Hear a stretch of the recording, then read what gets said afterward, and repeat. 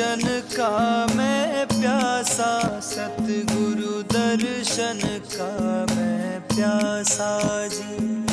दर्शन का मैं प्यासा, सतगुरु दर्शन का मैं प्यासा जी।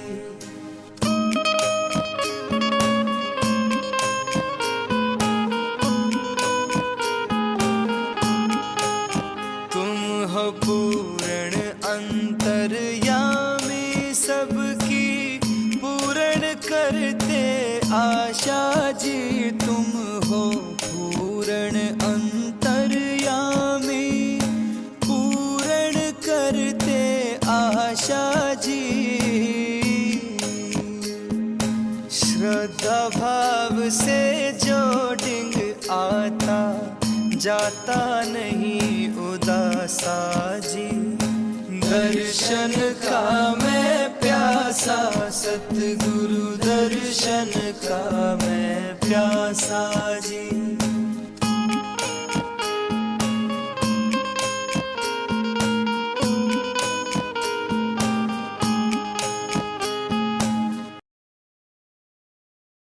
तिलक जो है यहाँ नहीं लगाना चाहिए, यहाँ से शुरू होना चाहिए, कम से मस्तक के बीच का होता है तिलक।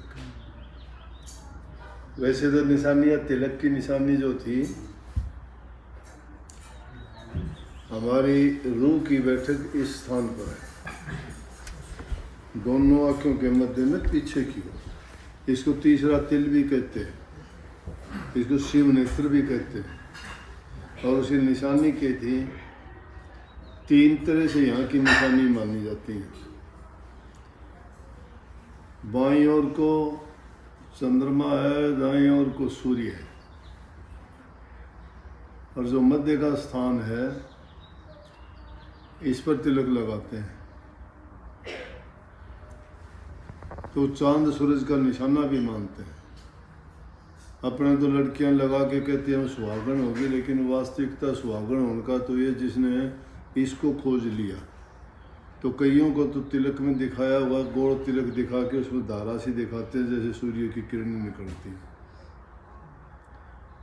अपने पुराने राजे महाराजाओं में चंद्रवंशी और सूर्यवंशी जो राजा होते, सूर्यवंशियों का निशान भी यही होता था, सूरज का। तो आदमी की सारी शक्तियों का केंद्र यही है। जब भी हम इसको अंग्रेजी में कंसंट्रेशन ऑफ माइंड कहते हैं, हिंदी में विचारों की एकाग्रता कहते हैं, और वास्तविकता है रूह की बैठक यहाँ है।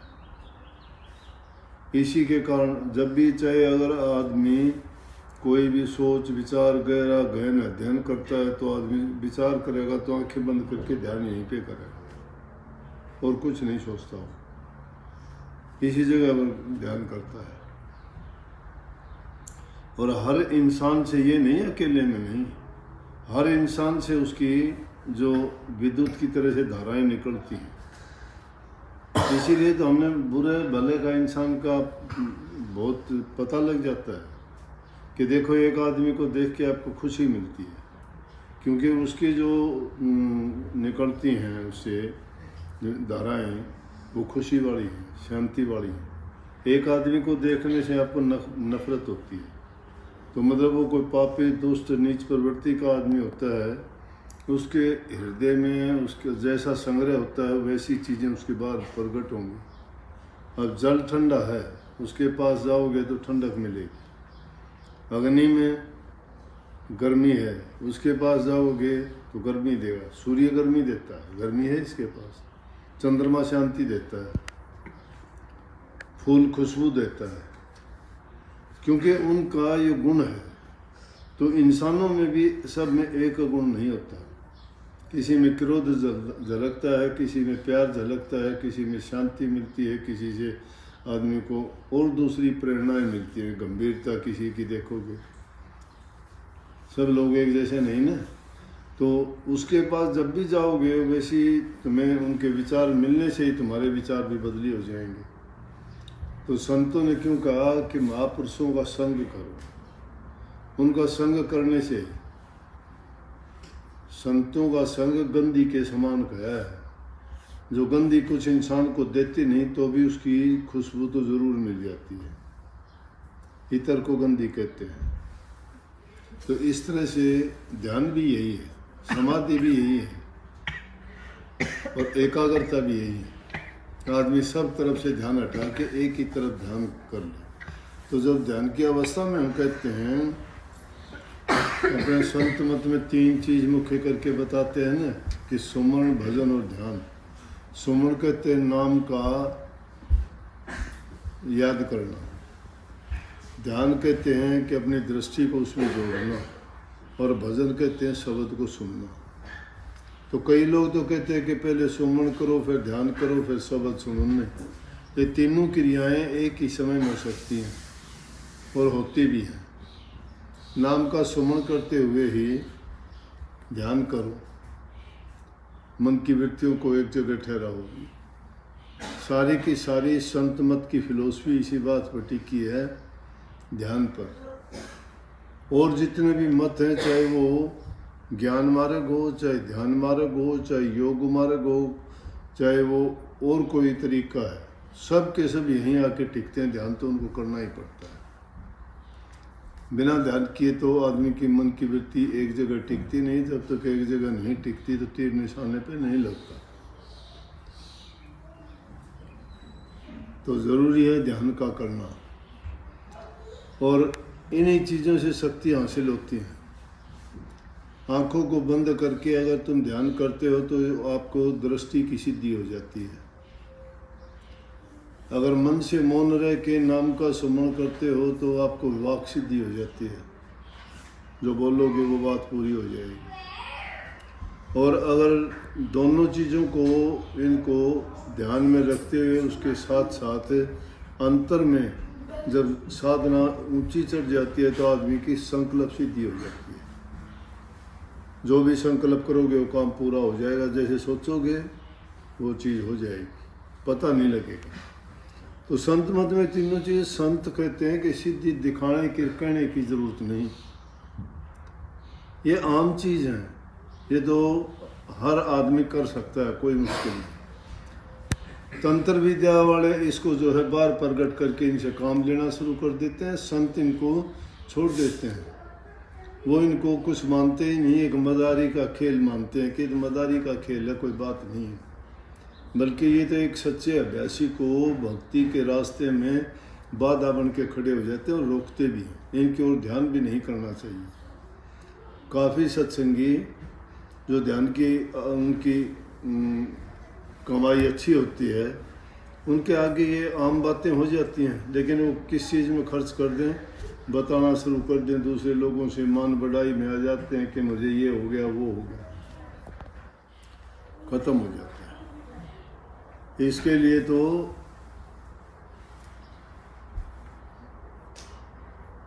फरीद जी 36 वर्ष तक जंगलों में रहे। उसकी माँ ने उसको छोटी सी उम्र में कुरान शरीफ याद करवा दी पूरी। इसलिए माँ बाप का रोल बहुत होता है संतान को सुधारने में और बनाने में। ये माताएं अगर चाहें तो बच्चे को महात्मा बना दें, उनको ज्ञानी विज्ञानी जो भी बनाना चाहें बना सकती हैं। जैसा ज्ञान देंगी वैसा ही बन जाएगा। जिस प्रकार से कच्चा लोहा सोना होता है, उसको तपा के गर्म करके सुनार लोहार उनको जंगल की लकड़ी को मिस्त्री किस प्रकार से कितनी सुंदर सुंदर चीज़ें बना देता है, कुर्सी मेज अलमारी खाट पीढ़ियाँ झांकी जंगले। उस पेड़ की हालत देखोगे तो क्या थी पहले, लेकिन जब उस लकड़ी को काटा गया तो लकड़ी ने शिकायत नहीं की कोई।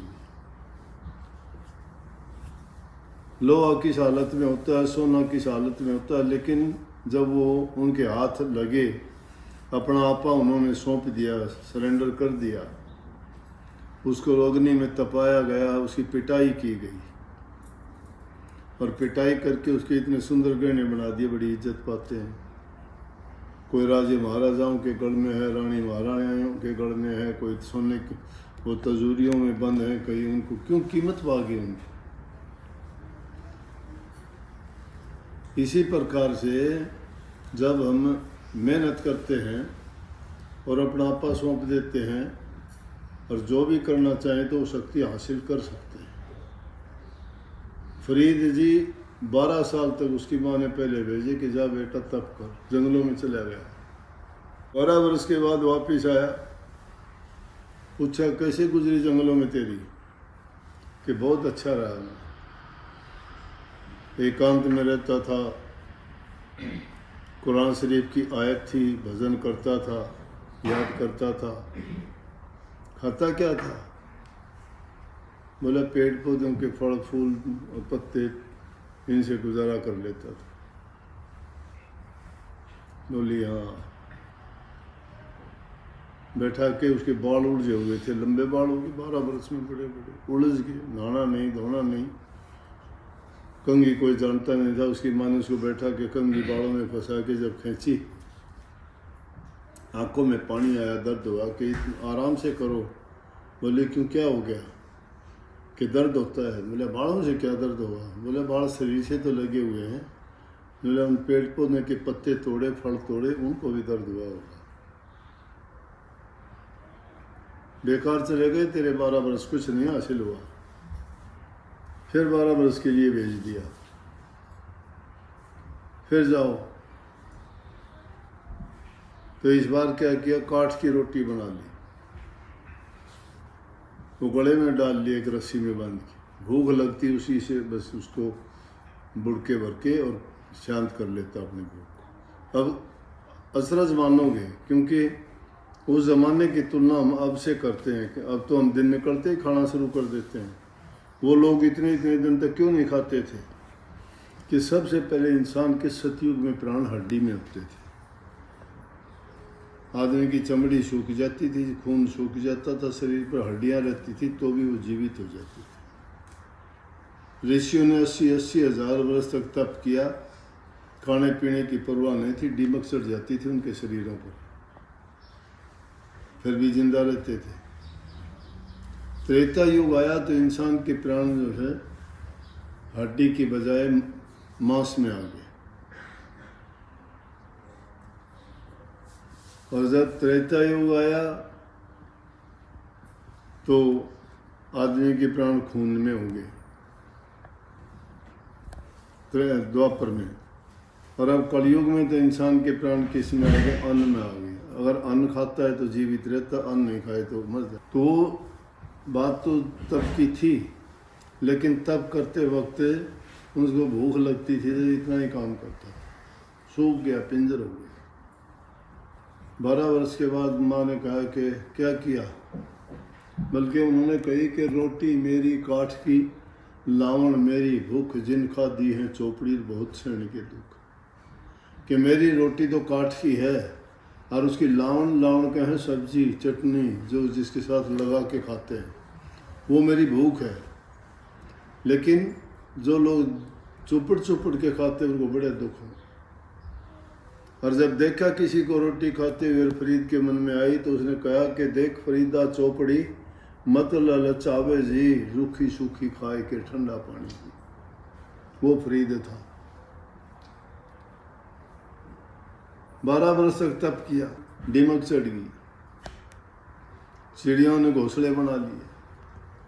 लकड़हारा आया एक, उसने सोचा सूखी लकड़ी है, कुल्हाड़ा मारा, मारते वो दीमक हटी, ऊपर से इंसान निकला। बोला कि वो गलती हो गई। बोला कोई बात नहीं, तेरी और मेरी जो है एक जैसी अवस्था है।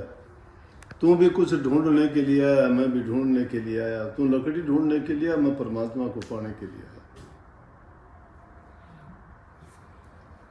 वापिस गया, उसने सोचा माँ से बताऊंगा कि इस बार तो रोटी भी नहीं खाई।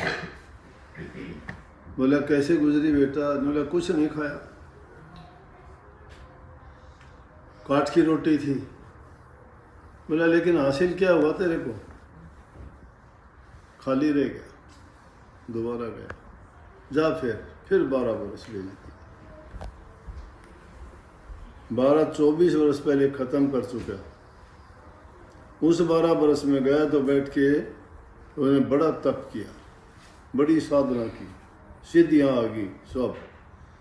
जिस चीज़ में दृष्टि डाली, जो सोचे वही हो जाए, जो बोले जबान से वही हो जाए, जो मन में उसका ख्याल पैदा हो उससे पहले वो चीज़ हो जाए। उसने सोचा इस बार माँ क्या बहाना लगाएगी, जाके बताऊंगा कि मैं पूरा सिद्ध हो गया, मैंने परमात्मा की शक्ति सब हासिल कर ली। लेकिन ये शक्तियाँ हासिल करना परमात्मा की प्राप्ति नहीं है। परमात्मा की प्राप्ति करना तो अपने आप को जो है इन सब चीज़ों से बरी कर लेना है। इनमें तो फंसेंगे तो किसी का भला करेंगे, किसी का बुरा करेंगे। संकल्प और विकल्प जब उठेंगे तो कर्म तो बना ही लेंगे ना। जब कर्म बना लिया तो कर्म फल भी बनेगा उसका। कर्म फल बनेगा तो कर्म फिर भोगेंगे, भोगेंगे तो हम छूटे कहाँ, फिर बंधेंगे। स्वामी जी महाराज उसको कहते हैं बंधे तुम गाढ़े बंधन आन, कि हम तो बड़े बड़े गाढ़े बंधनों से बंध गए, मजबूत से। तो छूटने का रास्ता क्या? छूटने का रास्ता है कि इन सभी चीज़ों की ओर तवज्जो देना नहीं, तवज्जो मालिक की ओर देना है, करते जाना है, भूल जाना है। ये सिद्धियाँ प्राप्त करके भी बड़ा उससे गया, तो ये चीज़ें तो छोटी मोटी कोई भी प्राप्त कर लेगा। और वो सिद्ध करके दिखा दी। एक औरत ने उसकी आंखें खोल दी। एक दिन शाम के टाइम पे भजन में बैठा था, शाम के टाइम पक्षी आए पेड़ों पे आके अपने अपनी टहनी ढूंढने लगे कि रात को कौन सी टहनी पे विश्राम करना है। वो आपस में आवाज़ करने लगे, बात करने से उसका ध्यान भंग हो गया। ध्यान भंग हो गया तो गुस्से में आ गए, गुस्से में आ गए। काम, क्रोध, लोभ, मोह, अहंकार, इसलिए दुश्मन ने बताया सबसे बड़ा दुश्मन है क्रोध। और ये सारे मन से पैदा होते हैं। मन को ही काबू करना, मन काबू में नहीं आता, इसीलिए हम इन चीज़ों में फंसते चले जाते हैं। क्रोध आ गया, क्रोध आते हैं चिड़ियों से कहने लगे मर जाओ सब, ध्यान भंग कर दिया मेरा, सब मर गए। सोचा बड़ा पाप कर दिया मैंने, क्या किया। विचार आया कि जब मेरे कहने से मर गई तो मेरे कहने से जिंदा भी हो जाएंगी। बोला सब जिंदा हो जाओ, जिंदा हो गई। चल दिया फिर घर की ओर के। अब तो माँ को जाके कह दूंगा कि मैं जिसको चाहूँ उसको मार सकता हूँ, जिसको चाहूँ जिंदा कर सकता हूँ। इसी अभिमान में चलता चलता जब आया, प्यास लगी, एक कुएं पर एक स्त्री पानी भर रही थी। वहाँ के कहने लगा कि पानी पिलाओ। उसने उसकी तरफ देखा और देख के कहने लगी मैं मेरा काम कर लेती हूँ, उसके बाद पानी पिलाऊंगी। उसने पानी निकाला बाल्टी से और बाहर फेंक दिया, उसको पानी नहीं पिलाया। बोला सुनता है कि नहीं, पानी पिला मुझे। बोला मैंने बताया ना मैं अपना काम करके पानी पिलाऊंगी। फिर पानी निकाला, फिर बाहर फेंक दिया। देखता रहा, अजीब औरत है, पानी निकाल के बाहर बिना मतलब फेंकती है, तुझे कहती है कि मुझे फुर्सत होगी जब पिलाऊंगी। फिर कहने लगा पिलाती है कि नहीं, गुस्से में। बोला वो चिड़िया को नहीं, तेरे कहने से मर जाऊंगी मैं और तेरे कहने से जिंदा हो जाऊंगी। बस या तो आकाश में उड़ गया था, धड़ाम देसी जमीन पे आके पड़ा कि किसी ने देखा नहीं। इसको कैसे पता लगा मैंने चिड़िया मार दी, जिंदा कर दी। हाथ जोड़ के खड़ा हो गया, देवी ये बता आपको किसने बताई ये बात। बोली कि ये आप बड़ी बात मानते हो क्या? परमात्मा सबकी आँख खोलता है। कोई भी काम करते हो ना, परमात्मा आपको अवसर देता है समझने के लिए कि समझ। जो उसको समझ जाता है वो सुधार कर लेता, नहीं समझता वो अंधा हो जाता है। अंधा आंखों से नहीं होता आदमी, ख्याल से, विचार से होता है। आंखों का अंधा तो बड़े ज्ञानी हो जाते हैं, लेकिन जो मन से अंधा हो जाता है उसको कुछ सूझता नहीं है। मन के अंधे का मतलब है कि आदमी अपनी बुद्धि को इतनी गिरा लेता है कि अपने लालच में, अपने स्वार्थ में, अपने ही हित में, चाहे वो कितना पाप कर्म हो, बुरा कर्म हो, करता चला जाता है। कही है कबीर साहब ने, मन जानत सब बात जानत ही ओगण करे। ये मन सब बातों को जानता है, जानते हुए भी ओगण करता है। काहे की कुशलात हाथ दीप ले कुएं पड़े।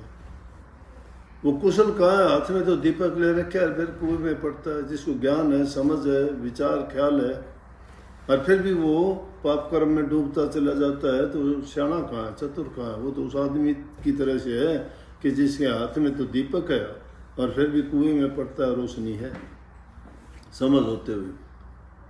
बस अकल ठिकाने आ गई।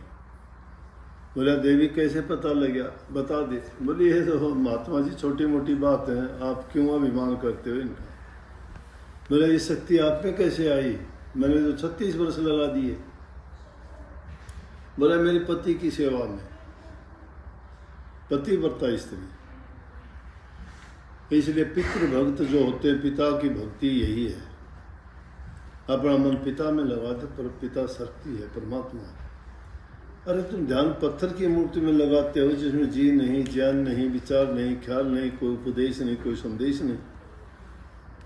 उसमें कहाँ से शक्ति पैदा कर ली? तुम्हारे अपने विचार से कर ली, अपने विचारों की एकाग्रता से पैदा होती है।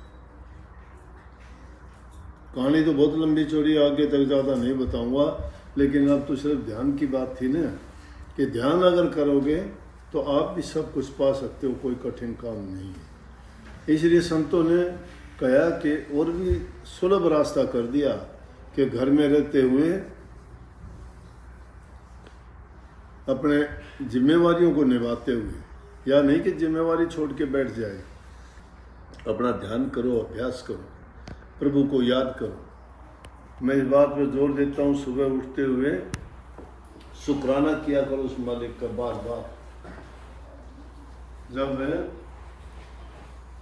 रोटी खाते हो शुक्राना किया करो कि आपने अच्छे दिन दिए, खाना दिया। इंसान जीने के लिए खाना खाता है, जीवन है और इसको जिंदा रखने के लिए खाना खाते हैं। वो प्रभु की कृपा होती है तो ये इंसान को सब कुछ मिलता है, नहीं तो बिना खाना मिले लोग सड़कों पे सड़के मर जाते हैं। जिनको सब चीज़ों से परमात्मा ने नवाजा है, फिर वो उनको पाने के बाद गाफिल होकर परमात्मा को भूल जाता, उसकी स्तुति नहीं करता, उसको याद नहीं करता, उसकी महिमा नहीं गाता, तो वो इंसान अपने कर्मों से गिर जाता है। अपने कर्मों को सही बनाने के लिए उसको मालिक को कभी ना भूलो। गाड़ियों पे लिखा देखा हुआ ना, सावधानी हटी दुर्घटना घटी। परमात्मा को भूल जाना सावधानी हट जाना है। और कबीर साहब ने उसको बहुत सुंदर ढंग से इस बात को कहा कि गुरु माथे से उतरे। गुरु को परमात्मा रूप क्यों मानते हैं? कि परमात्मा हमने कभी देखा नहीं, हमने गुरु को देखा है। परमात्मा ने हमें कोई चीज़ आके नहीं बताई कि ये करो या ना करो। गुरु ने हमें बताया है कि ये गलत है, ये सही है, इसका करने से तुम्हें अच्छा फल मिलेगा, ये करने से तुम्हें पाप लगेगा, भक्ति करने से तुम्हारी मुक्ति होगी, तुम्हारा जीवन संवरेगा। इसलिए किसको याद करो? गुरु को याद करो। गुरु को ऊंचा पद इसीलिए दिया गया है। तो कहा कि गुरु माथे से उतरे। माथे से उतरने का मतलब है कि गुरु की याददाश्त अगर तुमने भुला दी, जिस पल तुमने सोच लिया कि भाई गुरु नाम ज्ञान को भी कहते हैं, वो ज्ञान अगर भूल गए तो समझ लो कि आप गलती में फंस गए। इस तो कही है कि गुरु माथे से उतरे शब्द बेहुना हो, तो परमात्मा से दूर चला जाता है। और ताको क्या हालत होती है फिर? ताको काल का सीट से बचा न सके कोई, तो वो काल की जकड़ में आ जाता, उसको कोई बचाने वाला नहीं है। इसलिए मालिक को कभी ना भूलो। सारे काम करते हुए उसको सबसे पहले याद करो। सोते जागते अरे भक्ति नहीं कर सकते ना किया करो, लेकिन मेरी एक बात मान लो कि सुबह उठते ही कम से कम उठते ही याद किया करो कि हमारे विचार शुद्ध रखना, हमारे से कोई बुरा काम ना हो जाए, हम के साथ अच्छा बर्ताव करें और मालिक सबको खुशी दे, शांति दे। मैं कहता हूँ ये विचार बोल के और तुम ये परमात्मा से प्रार्थना करोगे, वो सुनता है, लेकिन हम पुकारते नहीं। पुकारोगे सुनता है। पत्थर की मूर्ति भी सुनती है। मंदिरों में जाके उनको सुनाने लग रहे, रोने लग रहे, उनके आगे जाके अपने दुख उनसे मांगने लग रहे, सब कुछ है,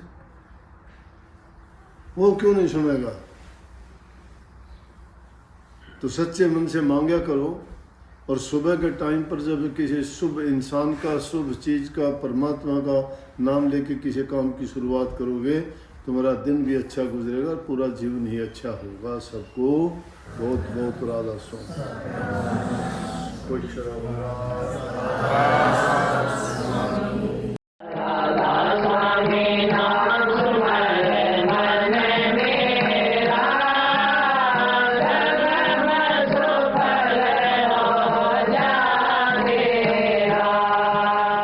आप हमारे संत वाणी चैनल को सब्सक्राइब करें, वीडियो को लाइक करें, शेयर करें और हाँ, बेल आइकन पर क्लिक करना बिल्कुल ना भूलें ताकि हमारी किसी भी वीडियो की सूचना सबसे पहले आपको मिले।